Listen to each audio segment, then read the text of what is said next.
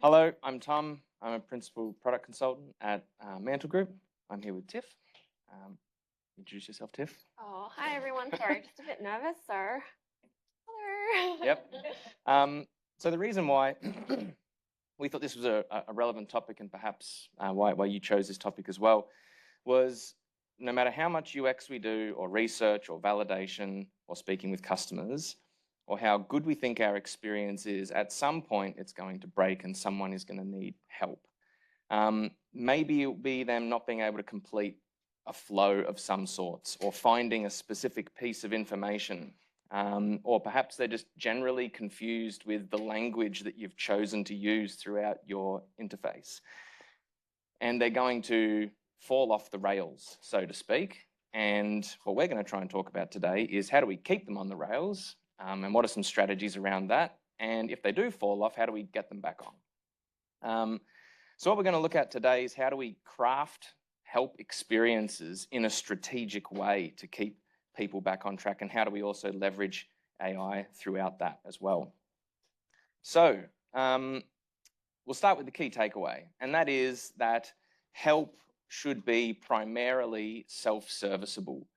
So the hard truth is that people actually don't want to reach out for help. So the effort we might go to craft a help experience is, like, the hard truth is we should be trying to design something that people don't actually have to use that experience to begin with, because self-serviceability of a problem that someone comes into is actually the preferred way for customers when they do run into trouble. So when thinking about developing a help strategy, or for a product or a service that we have, the primary purpose for this help strategy is as a fallback for when our core experience fails, and we need to get someone back onto the right track. And the way customers want to do it is firstly through some sort of self-service capability. The second thing up there is that it needs to be multi-channel. Now, with Snapchat and Facebook and Twitter and X and a whole bunch of other ways that we communicate with each other, there comes a certain expectation from consumers that businesses that they interact with will be present on those channels as well. But it's not always viable or feasible for businesses to be present on every single channel. And it could just be outright confusing for consumers if that was the case. And so there will be business decisions that are made on channels we will support and channels we won't. And so when we're crafting a help experience, how do we navigate this, and with the channels that we will be supporting, and what customers will have to do to navigate that. The third is that it needs to leverage AI to enhance quality of answers with a human tone. So it's no good these days to simply just have a chatbot that doesn't have AI or generative AI capability. So this is an absolute expectation these days. And last of all, it needs to respect the customer's time. So no one enjoys having their time wasted. Like, no one enjoys having to speak to a completely useless bot and have to say, speak to human, speak to human, speak to human, and it just keeps giving you rubbish answers. And then eventually you speak to a human, and then you get transferred to another person because it times out because you're doing work. Then you find out they can't even answer your problem, so they say call the call center, so you wait for 45 minutes. So then you get onto the person, and then it's the wrong department. And we've all been through a similar kind of thing, and no one enjoys it. And so putting ourselves in the shoes we're forcing customers to wear is really important to empathizing with them and respecting their time. Okay, so why should we invest? Why should we bother in designing and putting our effort into a good help experience? The first is that if we don't, it's a bit of a lost opportunity. So every time a customer has a bad experience with our product or with our service that we're crafting, a little bit of that trust begins to erode. And after multiple incidents, eventually people start to question whether is this the right product for me? Are there options out there? And this is important because for every dollar that it takes to initially acquire a customer, I don't have the actual statistics, I didn't have time, but let's say it's 10 times the amount of what it will take to reacquire a customer that leaves from a bad experience. Now, we all know that's true, that the details are a bit fuzzy, but we know that that is true. Why else should we care? Because it reduces cost of the actual service that we provide as a business as well.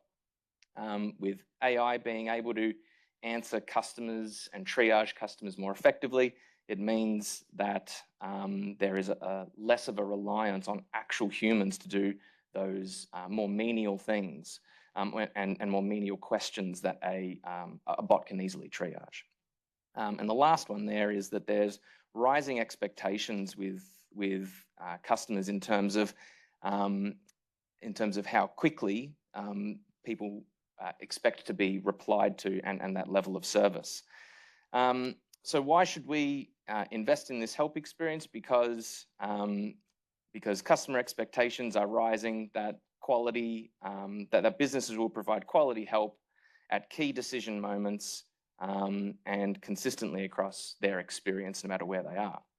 So to sum up, we've seen that across like a couple of these things here.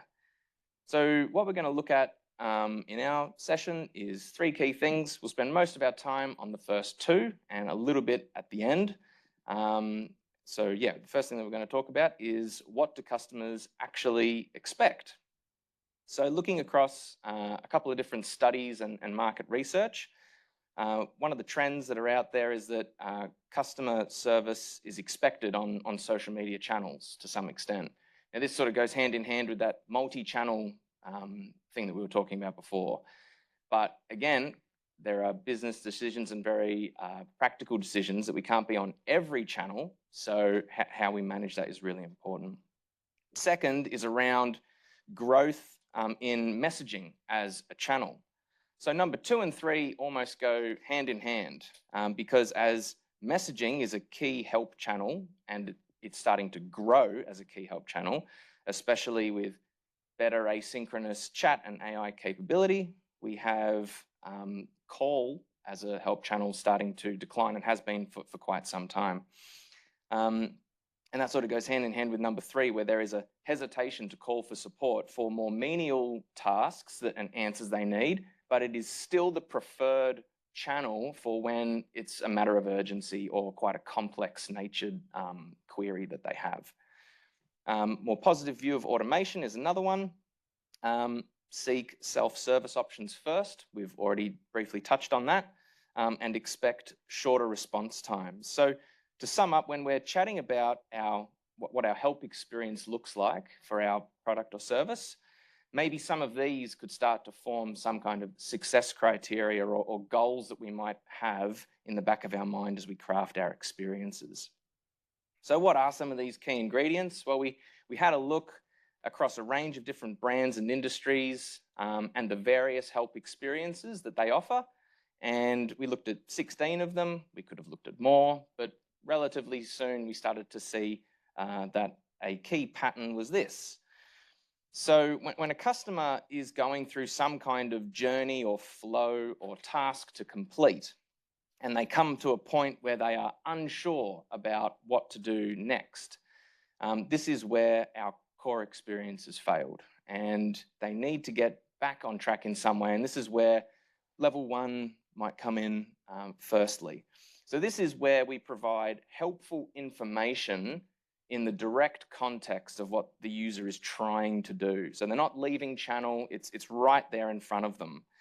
Now, this could be through some very tactical things that we're all been using for a while, like inline help text, contextual help, tooltips, help articles, FAQs, all of these kinds of things. And even though they don't sound revolutionary, it's surprising how poorly they're implemented across lots of products and services that we have, and how hard it is to find the right FAQ. I'm still yet to find one. The right frequently asked question for my problem. I always am going through that list and going, there it is again. It doesn't have the question that I need answered. Anyway, maybe you can relate. And this is where, in this particular one, relying heavily on intuitive UX, good copy, and good language is where us as designers and copywriters can have a huge impact, not to mention the first one around the core experience. So level 2 is where level 1 hasn't worked. okay? And all that contextual stuff that we've tried to put in there, they're still confused and they still don't know what to do. And so this is where we need to bring in some kind of bot or AI-assisted help to bring that content to them if they can't find it themselves, or to try and even answer their query depending on how smart our bot is that we're working with. So AI assistants or an AI bot, some of the tools that can be used for this. And chatbots typically on most digital experiences that we have two key purposes. It is to try and answer the customer's query or find the content for them. And if they can't do that successfully and they're still not able to find what they need, triage them to a human without wasting too much of their time. Like, I need a human, I need a human, I need a human, if you get me. So level 3 is when both level 1 and level 2 have actually failed the customer, or their query is quite complex or sensitive in nature that they just need to speak to a person in order to get it resolved. Now, I think the key thing to remember through all of this is that this is not a goal. Like, it's not a goal that we should be aiming people to get to level 3. The goal is that we try and solve the problem for them here in the core experience, but we know that that's not always possible. Now, the other thing to remember, and it indicates that the deeper a customer goes through this, it shows the need for change further upstream through all these levels, right? And Tiff will talk to a little bit about how having a good product feedback loop is super important with all of these. So I'm now going to hand over to Tiff. Thank you. Found the unmute button. Hooray. So thanks, Tom. Tom mentioned these 3 levels earlier. So let's just contextualize this a little bit, and we'll relate it to a journey that you've had this morning. So think about those 3 levels as we help get someone back on track. So imagine this morning, you got up to come to UXCamp. You made that decision. Hooray, good on you. Welcome. Now you've taken the train and you've decided to walk, but because of work from home life, you've actually forgotten how to commute. Like, you don't actually know which side of the train you're meant to take. So you're like, which platform should I go? So, you look for signage to make sure you're going in the city direction. And then when you get off the train, you do the same. You're like, which exit should I get off at? This here is what we describe as level 1. You needed in-context help to make sure that you knew which train to get on and also where to get off. So back to the journey. You're out of this station and now you're confused about the direction. You've gone towards the park. Whoops. Wrong way. Let's go back. Now you've turned on Google Maps and you're like, oh, I actually need to go the other way. So now you're walking away from the park. Great job. This here is level 2. You needed an extra level of assistance to go back in the right direction. Now you're walking along and Google Maps tells you you've arrived at your destination. Thank you. But why are there so many different paths in the lobby? Do I go straight up or do I go left or right? Where's the theater? Here, that's where you decide, I'm going to call Tom, my human friend. Hey, Tiff, I'm just outside. Where should I be going? I'll meet you at the front. Okay, thank you. That just solves all my problems. So this here is level 3. You needed a human being, or Tom, to intervene to let you know where to go. So this journey describes the multiple layers that are required to get a user back onto the right journey. And there's so many different ways I could have derailed, and thankfully the train didn't and I didn't. Happy path. Yeah, so just to take a bit of a step backwards, when we look at the problem we're trying to solve, it's that we're trying to get a confused user back onto the happy path and back on track. And whilst we should always aspire to make sure that the core journey is intuitive, real life doesn't work out that way, and it's okay. We're all perfectionists here probably, and that's okay. We don't have to get it right the first time. We just need to make sure we have the feedback loops built in to improve and iterate. So, all good. Everything we do at each level is aimed at bringing the user back onto the happy path. So level 1 here is with the hope that we're helping the majority of users have less questions and have less support time, so they're not always calling customer center and then taking hours to get a response. Boo-hoo. Oh, sorry, that sounded really unsympathetic. That's not what I meant. But people have questions all the time, and we just don't want to call all the time. We might be millennials, I don't know. So this can start with like inline help, reviewing your help content to make sure that we have the right content and that it's rearranged in a way so that people can search for it and it's categorized.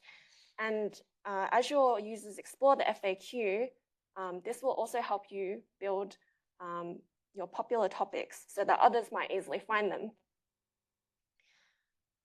So then sometimes we don't always get that right either, as Tom mentioned. We don't always have your question, sorry. Mm-hmm. So sometimes it's about surfacing the information for the user, so using the bot as a mechanism for that. So ideally, the bot should be able to answer queries and recall the right information back to the user. But that's not always the case, and it's a business choice, as Tom mentioned, that sometimes we can't always stand up every physical location and call center to answer customers, but there still needs to be an interim solution to help customers resolve their queries so that they're not stuck and frustrated and decide to bail on you. So always factor in that there will be things that chatbots won't be equipped to handle, such as sensitive or very, very specific issues. And this is where live chat can be a good interim, where it can be an escalation point. And the other thing to keep in mind is, we always want to make sure that the user has the opportunity to go to the right person. So the chatbot has the ability to triage the right person if the information isn't answered correctly. And lastly, speaking about level 3, where there are time-sensitive and complex issues, if a customer's already spent a long time articulating their situation and providing context, let's not have them do it all over again. Let's not traumatize them. Let's make sure that the handover is smooth and that they're able to share the message, context, and history. So yeah, I'll talk next about the peripheral features that aren't really part of the core journey, but will help build a more seamless experience. So one thing we can do is proactively guide users to their next best action and make them aware of what's at their fingertips. You could build the most amazing thing, but if it's buried 3 or 4 layers down the more menu, then chances are going to be slim that it will find its way, that the users will be able to find it, unless they're a detective or a designer on a discovery. You don't have to laugh, it's fine. So ways to do this are, suggested actions so that they can guide them to the next best future action, such as if you're a bank and you know that a portion of your users are renters, then you want to make sure that they're on top of updating their address details. And app tours so that users are encouraged to explore and cover features. Yeah, the next one would be capitalizing on feedback opportunities. So clicks and searches give you good insight into their journey, but also we want to establish a strong feedback loop to capture what's working and what's not. And this helps you focus on what to iterate and improve on.